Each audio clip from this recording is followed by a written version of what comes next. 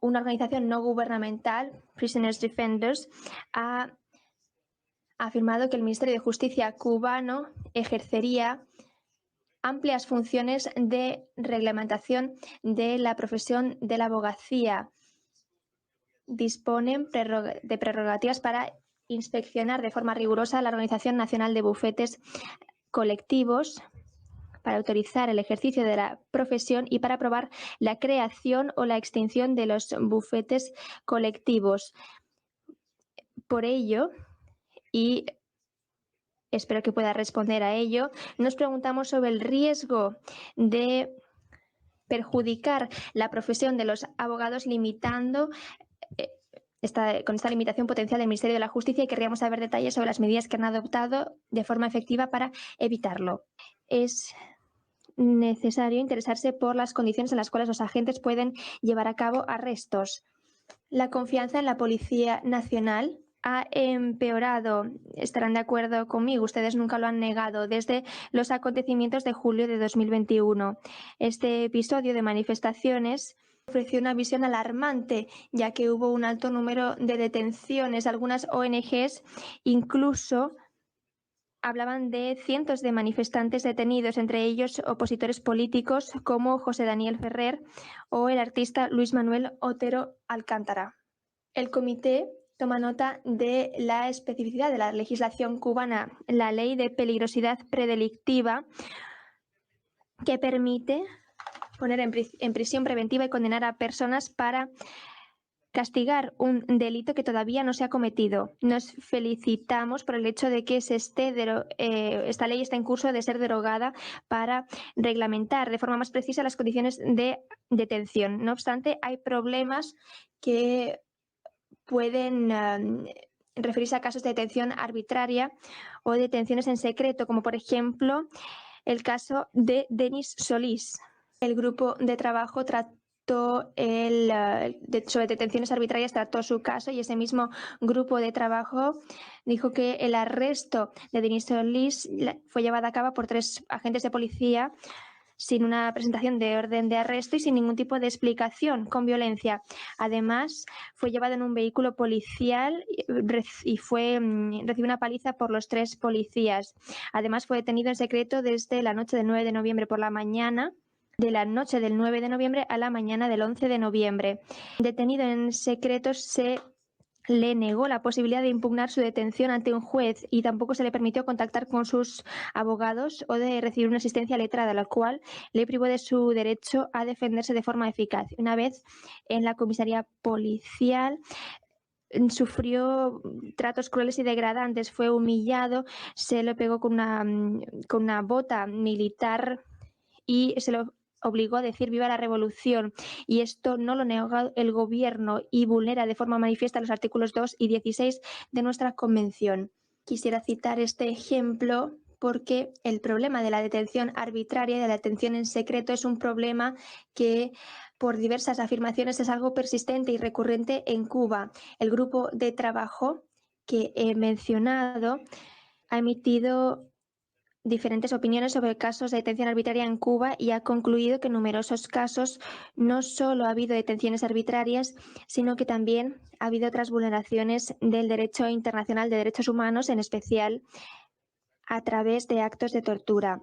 De esta forma, la represión de la disidencia parece continuar. Según un informe de una ONG, Prisoners Defenders, con fecha del 14 de enero de 2020, un informe que se basa en diferentes fuentes y testimonios de agentes del Ministerio de Interior cubano, habría unos 90.300 prisioneros en las cárceles cubanas y 37.500 detenidos condenados fuera de estos establecimientos penitenciarios. Un total de 127.800 personas que cumplirían condena penal en Cuba. La única cifra de esta encarcelación hace que Cuba sea el país con la población carcelaria más alta del mundo. Estas cifras ya las hemos verificado. Hay 797 detenidos por cada 100.000 habitantes, lo cual significa que hay un 7,94% de la población que se encuentra en la cárcel. Además, De esas 90.300 personas encarceladas, 38.000 no tendrían antecedentes penales y por ello se encuentran ante una primera condena de una pena privativa de la libertad. Disponemos de otras cifras. Más de 32.000 casos penales en Cuba cada año, entre 35.000 y 40.000 personas presentadas ante un tribunal cada año, entre un 92 y un 93% de estas personas son declaradas culpables. Un detenido en la cárcel de Habana declaró que una celda de 2,5 metros cuadrados acoge a 4 personas sin ventanas ni indicación del tiempo. Además, hay otros que describen la prisión de la Condesa de Mayabeque como 4 edificios de cemento armado sin pisos en este edificio hay 90 prisioneros. Además, hay 4 duchas con 3 retretes para 90 personas. Prisioneros defensores evoca el caso de los prisioneros que no han cometido delitos y considera que unas 11.000 personas estarían entre estas, es decir, personas encarceladas sin que hayan cometido ningún acto. Y estos detenidos purgan penas de 1 a 4 años de cárcel y la duración promedio de la pena es superior a 2 años de cárcel. Los artículos 72 a 84 del Código Penal cubano son relativos a la conducta antisocial. Un umbral de culpabilidad está establecido. Los individuos considerados peligrosos son concebidos como criminales en potencia y tienen la reputación de tener actitud contraria a la moral socialista. El comité se interroga sobre los elementos a partir de los cuales se determina la peligrosidad de un individuo, la justificación del encarcelamiento en ausencia de exteriorización de un comportamiento culpable y la definición precisa de lo que debe ser entendido como la noción de la moral socialista. Condiciones probablemente pueden hacer que sufran de problemas de salud los presos debido a la insalubridad de estos sanitarios. Ante este informe solicitamos explícitamente información para saber qué se había hecho a fin de garantizar que los centros penitenciarios se dotaran de los medios necesarios para garantizar a los detenidos servicios médicos y atención de salud adecuada. Dijeron ustedes que había disposiciones legislativas que exigían prestar atención médica a todos los presos que digan estar enfermos y a todo detenido que no los señale pero que de manera manifiesta la necesite. El artículo 64 del reglamento del sistema penitenciario garantiza el derecho de los detenidos a la atención médica. Sin embargo, según el informe de la Comisión Interamericana de Derechos Humanos el 3 de febrero del 2020, los centros de detención en Cuba estarían sujetos a una insuficiencia de medicamentos y no tendrían presente de manera permanente asistencia médica. Esta misma comisión que informa que en febrero del 2017 algunas instituciones denunciaron estas condiciones sin que se le haya dado una respuesta clara. De la misma manera, ha habido alegaciones que hablan de rechazo de asistencia a la atención médica. En un informe del 19 de enero del 2022, el Diario de Cuba recoge testimonios de negación de asistencia médica a pacientes por motivos políticos. Según el informe, esta negación de asistencia médica y de medicamentos sería una queja permanente de los presos en las cárceles cubanas. En mayo del 2021, Joel Pérez Bravo, parece ser, fue admitido en un hospital médico con el COVID y la policía ordenó no darle los medicamentos necesarios, al menos al principio. Así que cabe preguntarle si tienen conocimiento de estos hechos, si se han corroborado y si se han tomado medidas para que contra los autores de esta negación de asistencia médica. En el 2019, durante visitas de inspección efectuadas a fines de verificación, pareciera que 3.762 detenidos fueron interrogados, se examinaron expedientes médicos y visitas a centros médicos, salas de observación y admisión y se realizaron visitas en las cocinas y refectorios de los establecimientos penitenciarios. Tras estos controles, la oficina del fiscal general emitió decisiones. Quisiéramos saber cuáles fueron.